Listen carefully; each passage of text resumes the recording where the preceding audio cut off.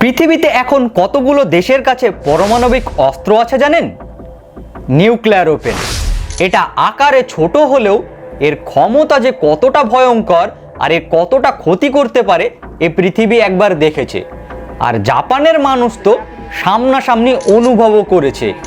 এই নিউক্লিয়ার ওয়েপনের দুটো ব্যবহার হয়েছিল জাপানে, আর তারপর জাপানের মানুষ সেটা নিয়ে বহু বছর ভুগেছে। আর সারা পৃথিবী পরোক্ষভাবে বুঝেছিল এই নিউক্লিয়ার ওয়েপন কতটা ক্ষতিকর। তবে এ মুহূর্তে সারা পৃথিবীতে মাত্র 9টি দেশের কাছেই পারমাণবিক অস্ত্র আছে। 2024 সালের রিপোর্ট অনুযায়ী সেই দেশগুলো হলো যুক্তরাষ্ট্র অর্থাৎ ইউএসএ, রাশিয়া, যুক্তরাজ্য অর্থাৎ ইউকে, ফ্রান্স, চীন, ভারত, পাকিস্তান, ইসরায়েল, উত্তর কোরিয়া। এই 9টি দেশের কাছেই এখন পারমাণবিক অস্ত্র আছে।